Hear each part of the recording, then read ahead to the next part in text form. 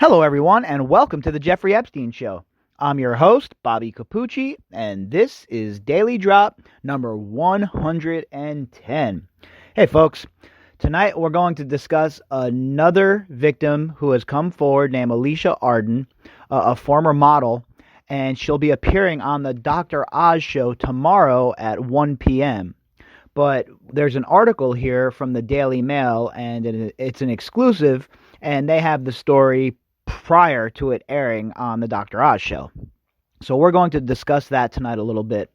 And look, we all know that Jeffrey Epstein had the MO of Jeffrey Epstein was pretty plain to see, right? We all know that he used his access to Les Wexner and Victoria's Secret to poach young ladies. He used it as a fertile hunting ground, folks.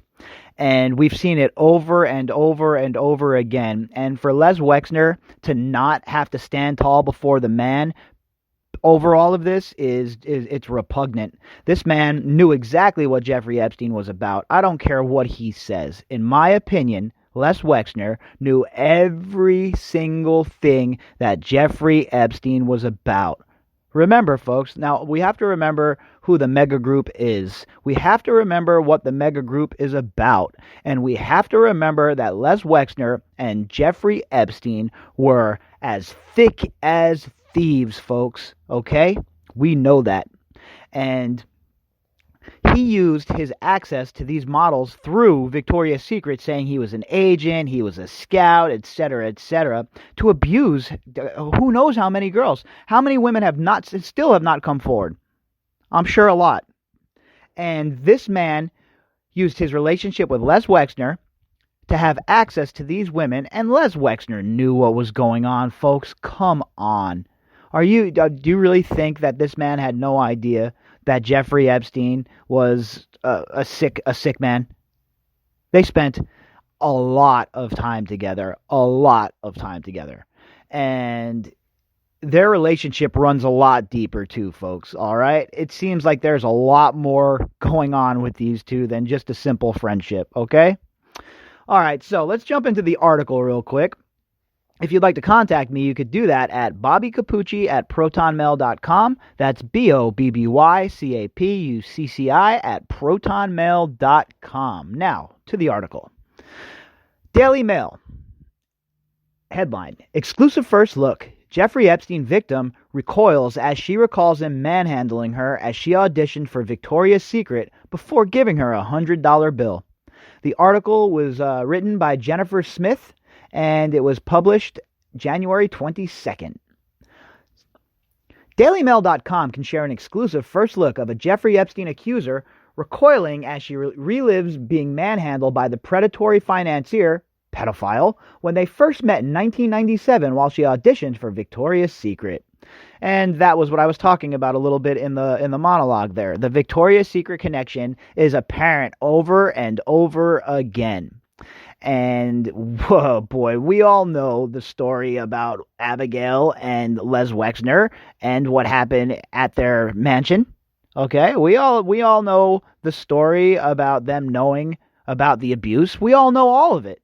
But yet nobody seems to call them on the carpet. Nobody seems to have the cojones to step up and say, hey, Wexner, you knew, man. You knew. And look, I don't think there's any way we can deny the fact that Les Wexner and Jeffrey Epstein were super tight.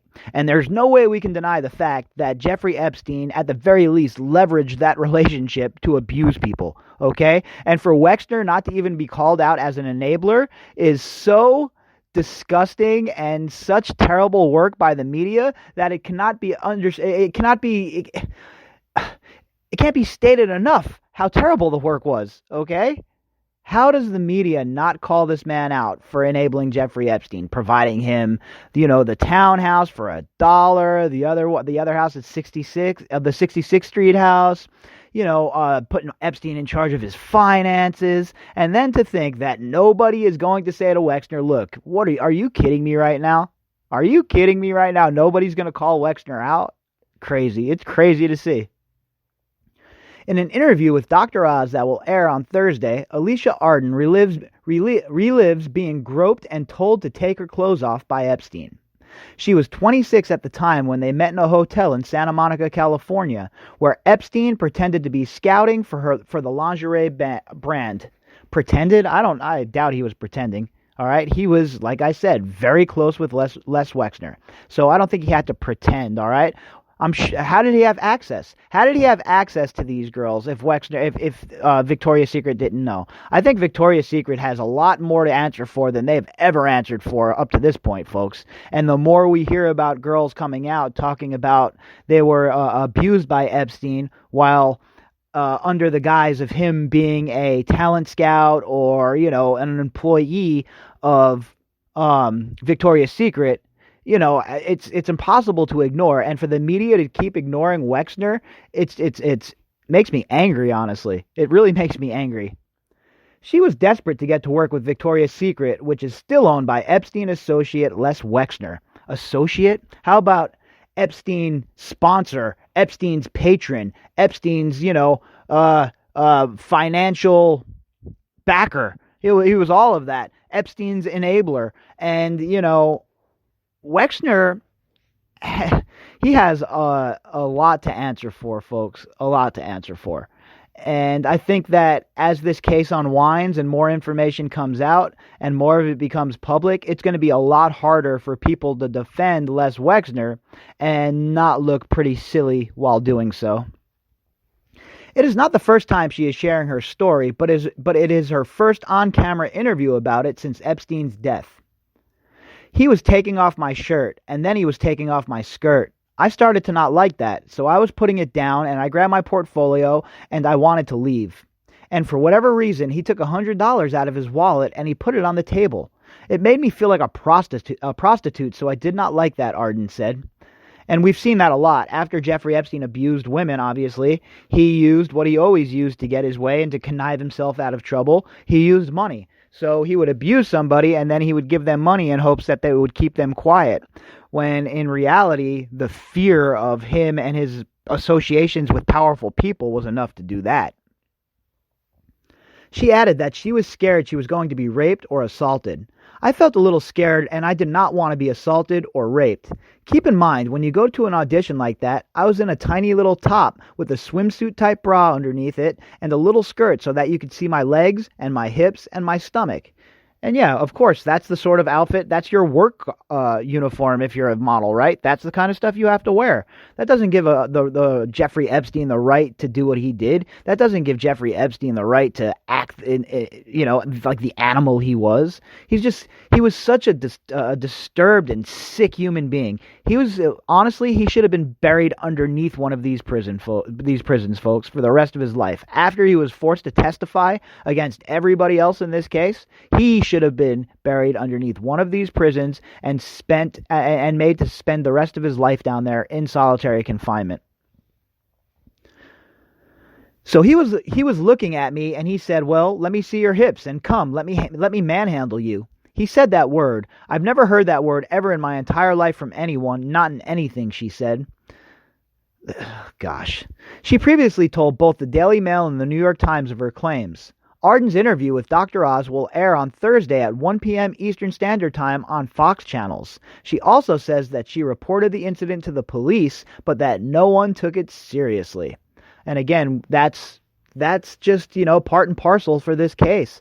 We've seen so many of these girls come out and say that they've went to the police, they went to the FBI, nobody took them seriously, they were treated like shit by the authorities and by the media.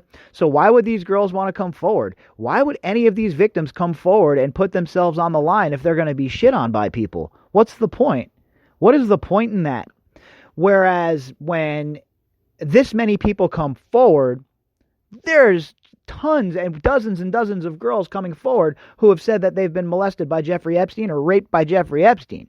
So how did the media ignore this for so long? And how did it happen right under the nose of so many so-called elite, so many so-called smart people? They knew, folks. That's how, okay? That's just the sad truth. In my opinion, they knew, and in my opinion, they did not care. Epstein killed himself in his prison cell in August, allegedly. There are dozens of lawsuits against his estate, including one from the U.S. Virgin Islands, which wants to confiscate his island, Little St. James, which is valued at $86 million. Oh, yeah, of course they do. We've been over this already as well. They want that money. That's all they care about. The U.S. Virgin Island wants to get paid off twice. So they were getting their palms greased by Epstein. They were wetting their beak while Epstein was alive. And now in death, they're trying to cash in on his crimes, even though they knew what was going on. It was happening underneath their noses, and they let it occur. Do you know why they let it occur, folks? The age-old motivator, greed. All right? They were getting their palms greased. Epstein was donating money to financial campaigns, etc., etc. And all of these people would look the other way in return. Now that he is dead, now that there is some scrutiny, now that people are asking questions, all of a sudden the U.S. Virgin Islands care. All of a sudden the U.S. Virgin Islands wants to get involved. All of a sudden, the U.S. Virgin Islands wants to take $86 million from the ladies who have been abused by Jeffrey Epstein? Yeah, negative. That's not going to work for anybody involved. The local government's top prosecutor says Epstein flouted their laws to routinely bring underage girls there and abuse them. She filed a lawsuit last week and on Tuesday was interviewed by CBS This Morning about it, along with one of the women the late financier is said to have trafficked. That woman insisted on having her identity obscured. She revealed that Epstein held her against her will in a bedroom on the property where he kept a gun taped to the bedpost. What in the world? I mean, we read that article, but I mean, a gun taped to the bedpost? What is this, a scene out of American Psycho? She also said he raped her in his office on St. Thomas. All right, so we all understand what the Virgin Islands is up to here, right? And it makes me mad to think about. That's $86 million that could be dispersed to these women who were abused by Epstein, who have suffered great trauma, some of them trauma that you would not even believe, some of them with terrible, terrible medical conditions in the wake of this. All right, medical conditions that cost big money to take care of. And they're struggling. They're scraping by. Meanwhile, Sarah Kellen Vickers, Leslie Groff, Adriana Ross, Ghislaine Maxwell, Prince Andrew, they're all living the high life still, folks. They're all still living the high life, okay? They're drinking their champagne, they're eating their caviar, they're having their tea, they're having their crumpets. Meanwhile, these victims are stuck with the great burden of this trauma upon their shoulders on a daily basis. And the Virgin Islands has the audacity to think they're going to kipe $86 million out of this deal? Wrong. You are not getting a thing. All right? That'll be the day. I really hope that the lawyers for the girls fight that tooth and nail, because there is no way that the Virgin Islands, the government of the Virgin Islands, should get $86 million from seizing Jeffrey Epstein's islands. There is no way no way, all right? They let it happen under their noses. Multiple people have come out and said they've seen little girls with Jeffrey Epstein at those airports. If that's the case, and they've seen it over and over and over again, and they've reported it, where were the authorities waiting for him when he showed up with these young girls, folks? They were nowhere to be found. And you know why? Because they were wetting their beak in Jeffrey Epstein's palm. All right? So don't let this whole the knuckleheads from the Virgin Islands fool you, because that's a bunch of BS, all right? That money should go into a trust for these women. And what else should happen is all work on all of these properties should cease right away. There should be nobody left in the employ. It should be seized and put into a trust. That way no more money is siphoned away. Because at the end of the day, with Jeffrey Epstein being dead, the only sort of justice that these girls can receive at this point is financial justice.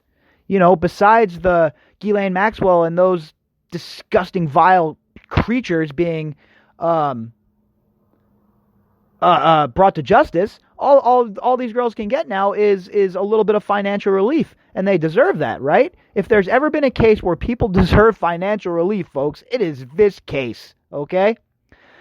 All right, everybody. If you'd like to contact me, you can do that at bobbycapucci@protonmail.com. That's BOBBYCAPUCCI@protonmail.com. If you would like to help support the podcast, you can do that by clicking on the GoFundMe link in the description box.